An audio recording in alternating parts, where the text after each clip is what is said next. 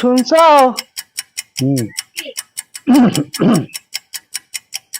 আয়াম আসতেছি হানির মা।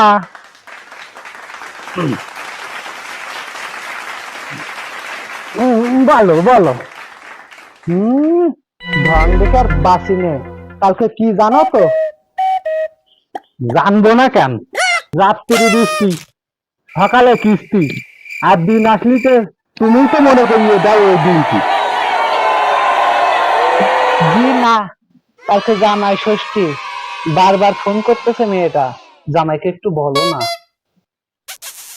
ও শালা তো আর জামাই না, ও শালা তো জম, আসলি তো আর জাতিই চায় না। এমনিতে আমি কিস্তির টাকা জোগাড় করতে প্রত্যেকবার খাই হিমশিম, আর ও শালা আসে আমার ঘরে কাটতে চাই প্রত্যেকবার শিম। তুমি কি দেখোনি গতবার শালা মোটর সাইকেল নামিয়ে যায়নি? ও কথা বাদ দাও, তুমি এখনই জামাই দাদার কাছে ফোন দাও, সে আসার জন্য আকুল বাকুল হয়ে বসে আছে। যদি ফোন না দাও তোমার আজকে খবর আছে। পারবো না, ও হাওড়াবাদে জামাই ফোন দিতে আমি পারবো না, তুমি দাও গে। কবে রে?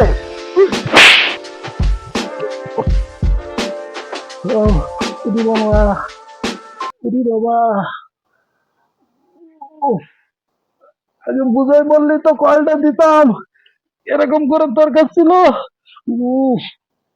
ওরে তোমার আগে আমি বুঝে করলাম, ভালো ভালো করলাম যে ফোনটা দাও, তুমি না দিয়ে এখনো সময় আছে, কল দাও, নয় বলে এই চোখটা ফাটাই দিবা নেই। বসো, বসে কল দাও। তোমার আগেই বুঝে বলেছিলাম, তুমি যদি আগে আমার কথাটা শুনতে তাহলে আর তো শালি আগে একটু বুঝাই করলি তো কলটা দিতাম। ও জামাই, আমি চলে এসেছি এবার টিভি। ও মা ওই শালা জামাই, আমার মেয়ে কই? শালা মেয়ে ছাড়া জামাই কোনো দাম নেই।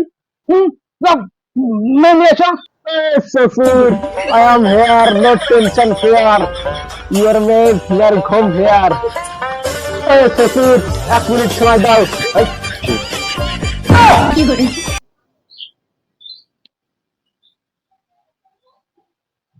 মধুর মা, সারা কনে গেল?